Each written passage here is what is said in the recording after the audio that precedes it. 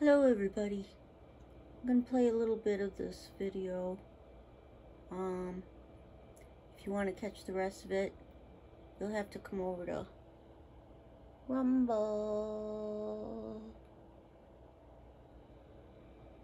Okay, so here we go. Project Veritas prove what previously seemed insane and unthinkable. Ashley Biden's diary is real. She really did take inappropriate sexual showers with her own dad, Joe Biden. And she really believes she was molested by older men as a young girl. But if it can happen to the daughter of a sitting U.S. senator, it can happen to anybody. It's just a matter of the authorities choosing to take it seriously instead of dismissing it all, or worse, being involved.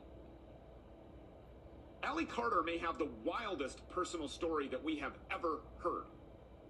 Allie grew up in the school of hard knocks, to say the least. She was one of 6 girls in a troubled home. Her parents were affiliated with the Black Panthers, the radical black separatist group, and maybe that's to blame for what happened to her. Allie says that her biological mother routinely slept with authority figures and soon initiated her own children into the same practices. Allie says that her mom would hand her over to be abused by the local police chief. She would take her to a trap house just to be abused.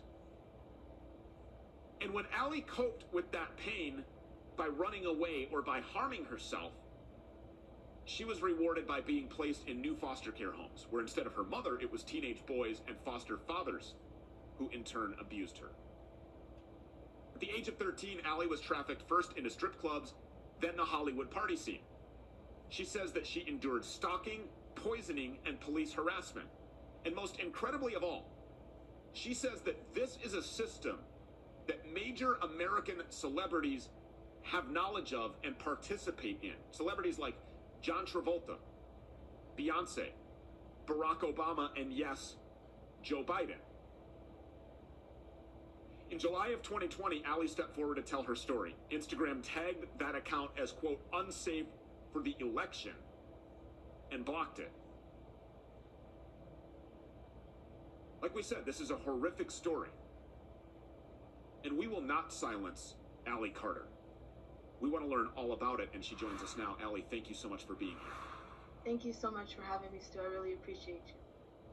So, in July of 2020, you came out on Instagram. You couldn't bottle it up anymore. You made claims about Barack Obama and Joe Biden that shocked the world. How did it get there? Take us through your story. Well, you know, as young as I remember, I've been trafficked through many elite places. And I went from the Buckingham Palace to under the Getty Museum in Los Angeles, still under the custody of Child Protective Services, the child welfare system. It went from trap houses in your everyday neighborhood of Moreno Valley, California, and Los Angeles County, strip clubs, and into Hollywood elite parties. There was never a time of peace in my life. And I remember very clearly since 4 years old, there was never a time of peace in my life. It's been ongoing. Who started all of this? I mean, your mother originally. And then Yes. Who carried on? How did you end up in Buckingham Palace and underneath the Getty Museum and alongside some of these household names that I just mentioned?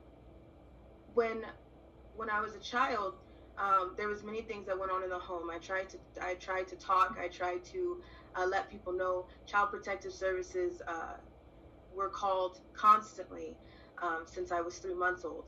By the time I turned 13, I had enough of being raped and beaten and tortured behind rocks on La Salle in Moreno Valley, California. I had enough of going through dealing with my mother's boyfriends. She was nothing of a mother, but I had enough of dealing with them at 4 o'clock in the morning. I had enough of being the favorite out of the girls, and I couldn't take anymore, so I tried to kill myself. When I turned 13, CPS came into the picture. I was put into mental hospitals, and then finally I was put into foster care. I thought things would be over from there. I thought it would be fine, and then after all of that, I started thinking that I was talking to someone online, but everybody knew me before I knew them. I was trafficked by a pimp who claimed to be 27 years old, and he was not. I found many passports, many different birth dates for him in his wallet. And when I told CPS this, they put him down as a 27-year-old boyfriend, and he was a 27-year-old trafficker that was going in and out of my homes, paying off my foster parents, and taking me to Hollywood elite parties over and out of the country, which is, you would think, would be where the FBI would have stepped in. I was letting my social workers know, and they told me to stay quiet. They told me that if I told anybody else, that I would be shipped off to Arizona and no one would ever find me again. So, you know, at one point, you learn that you have to deal with what you have to deal with when the people in authority are not there to help you. And everybody is so worried about the elite, and we could give those names of Barack Obama, Joe Biden. We know about Michelle Obama, that's a man. We know about Too Short. We know about Akon and Steven Tyler, and we can give those names all day, and everybody is so worried about that. But what you should be worried about is the people that are in between, the people that go as low as your grave diggers. I was trafficked to people within my schools. I was trafficked in underground tunnels that link under your schools, through your cemeteries, under your amusement parks, through Universal Studios, and into Hollywood elite homes, all over the place, all over the world. And people don't understand that, and they can't fathom that, and they can't put that together. But if you think about the things that have come out lately, and there's 200 children missing, and there's 300 children missing, what Amber Alert did you receive? How many times do you receive an Amber Alert every year? And if you think about that, how many children are coming up in your face that have been tortured and abused like this? Okay, to watch the rest, you're gonna have to go here. Thanks a lot, FBI, for not doing your job.